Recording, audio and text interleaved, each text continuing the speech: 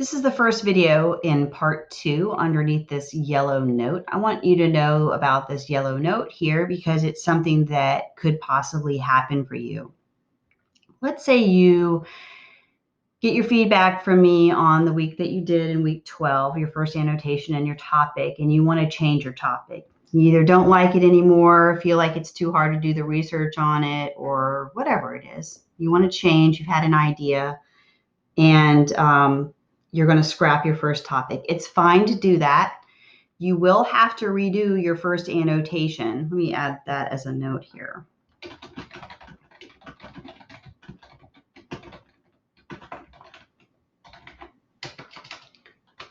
But I'll tell you that the one that you did already turn in, it won't count against you. Like, you're not going to lose points. You turn in the work for week 12. You did your first annotation. You will get the credit.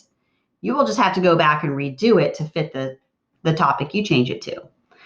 Okay, so I'm making this part 2 video lecture right now. And the first thing I'm going to do here is go to the assignment document and the template again. So the assignment document is coming up right here on your screen. And so for week number 13, you are completing your annotations. You'll be doing your step 5 annotation. Your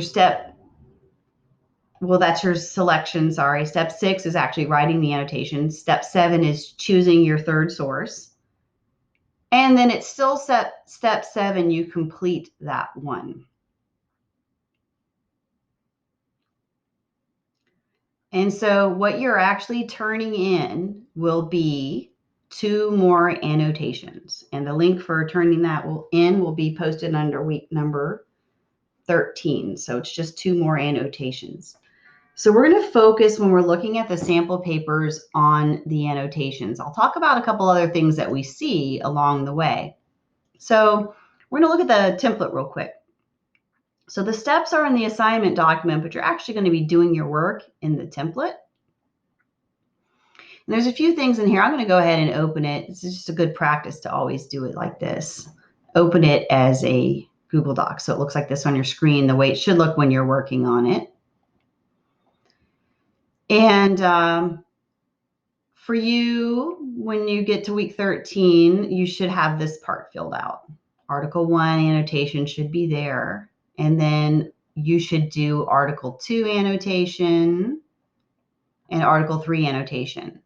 You're not going to have the comparison part done yet because you basically can't compare.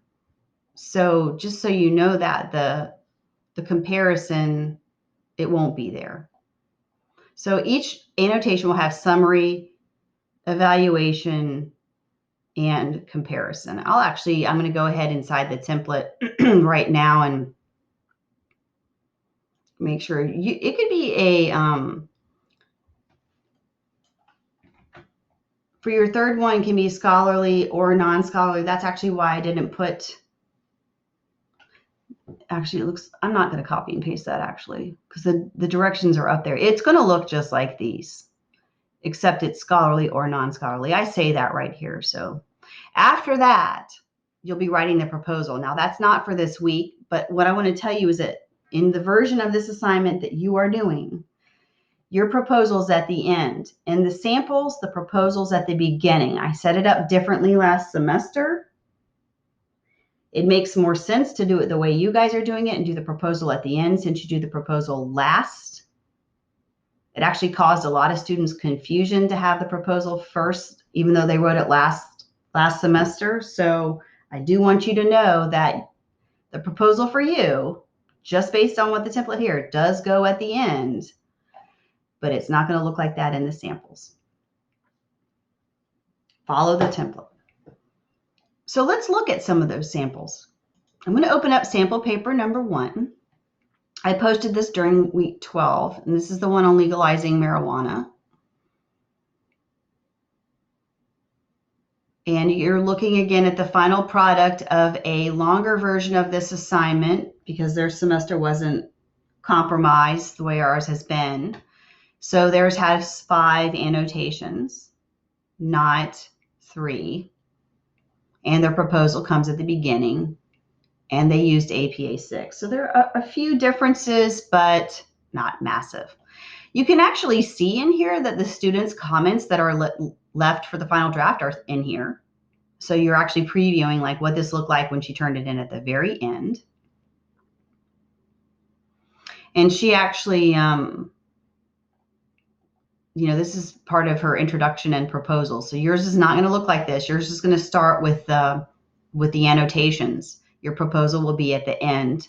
I am going to go ahead and say it's not a bad idea to look at the proposals in the sample papers now, just so you can see where your work is headed. Because what happens is the annotations turn into the things that you're writing about in the proposal. They're supporting these things. So let's keep on going down. And then we get to her annotations. All right, so at this point, you will have done your first annotation. There's hers right there. And for the week that you're in, you're going to be working on the annotation 2. I don't know when this shifted around, but I'm going to go ahead and push it down a page. It looks better like that. So you've got her second annotation here. Okay, so what I'll tell you about it is a couple things about what you see right here. The citation generators are going to do all caps like this. It is a best practice to take it out of all capital letters. You really are supposed to. So you would write the title, not all capital letters. And so the weird thing about APA is the article titles they don't follow normal capitalization of titles like what you're probably used to. So for the title of the article, the only thing that would be capitalized is the first word, the, and then Colorado, because it's a proper noun. Pretty interesting stuff, right? If you forget or whatever, or you're not sure, that's a good place to leave me a note like what she did. You're doing this every week when you're turning in your work along the way, and that way I can comment and help you out. The other thing, she made a little mistake here. This should be italicized. The journal issue number should be leaning on the parentheses. I know that seems weird, but if I made the correction, it would look like that. I'll just leave the correction in there. Okay. So then you can read how her annotations work. And what I want you to do when you're reading her annotations is look at how her sentences work. This source is peer-reviewed. And then she starts explaining like the summary. This is what it's about. She includes one quote from it right there. It's done properly. Notice how the sentence works. Your sentences should work like this. She uses their names. She has a comma after she introduces the quote. She has the quote. She has the page number done correctly at the end. If we move down in there, great. That's a pretty long summary right there. Then she has her evaluation, her comparison, which isn't done until the last step. That's not this week. And then she has annotation 3. Now, they did 3 scholarly articles and 2 non-scholarly, so I'm going to skip past that third scholarly one. And I'm going to go down to other source or scholarly article, and this is an other source. So she did an article from Business Insider, which is a non-scholarly article. So you can see how her non-scholarly article works. The annotations are done the same way.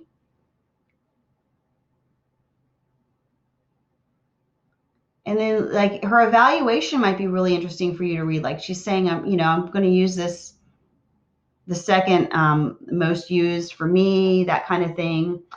Comparisons, again, were added last. Here's her other, you only have one, but they had to do 2.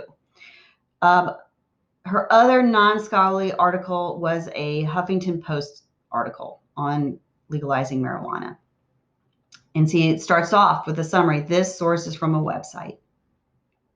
And then she summarizes the source, says why it would be good for her, paper. And then again, the comparisons weren't added until the very end.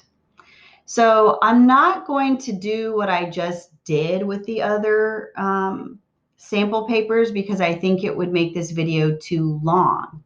What I'm going to invite you to do on your own is you open these up, and I want you to see the other student papers that I have posted here. And I want you to scroll through and read their proposals.